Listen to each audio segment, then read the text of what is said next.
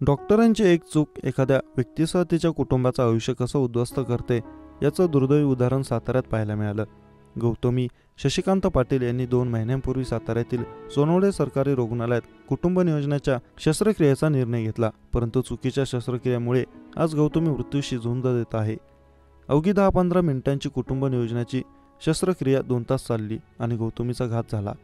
शस्त्रक्रियेत झालेल्या चुकीमुळे गौतमीच्या आतड्यांना छिद्र पडून इन्फेक्शन किडनी आणि लिव्हरपर्यंत पोहोचलं.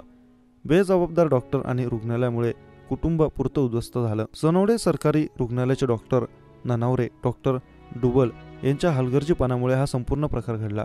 मोठी गडबड झाली हे लक्षात येताच सरकारी रुग्णवाहिकेतून गौतमीला पटना सोनोग्राफीसाठी आणण्यात आलं. तेथील डॉक्टरने फुगलेले पोट पाहून कराड गाठायला लावलं.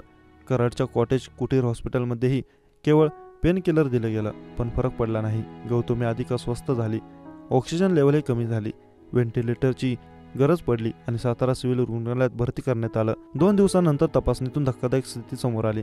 गौतमीची साताऱ्यात केलेली कुटुंब नियोजनाची शस्त्रक्रिया चुकली होती.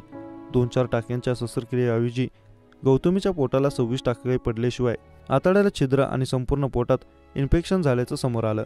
ही गंभीर परिस्थिती समोर आल्यानंतर पाटील कुटुंबाच्या पायाखालची जमीन सरकली होती. आपल्या हसत्या खेळत्या तरुण लेकीला, पत्नीला, आईला विनाकारण भोगावा लागणारा हा त्रास एका कुटुंबासाठी किती वेदनादायक असेल याची कल्पनाही करता येणार नाही.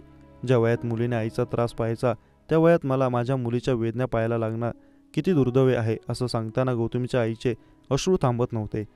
गौतमीच्या पदरातही 5 आणि 6 वर्षांची 2 मुलं आहेत. पण गेल्या 2 महिन्यांच्या काळात अंथरुणाला खिळून असलेल्या गौतमीला आपल्या मुलांनाही भेटता आलं नाही.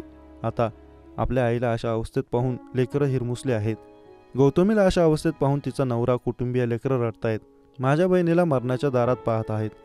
विचार केला तरी अंगावर काटा येतो.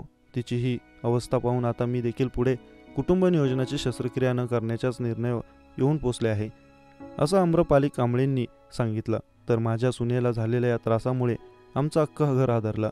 सगळे उपचारांसाठी सुनेसह मुंबईला गेले आहेत. आमचं कुटुंब आणि प्रपंच उघड्यावर पडला आहे, अशा भावना गौतमीचे सासरे रामचंद्र पाटलांनी व्यक्त केल्या आहेत.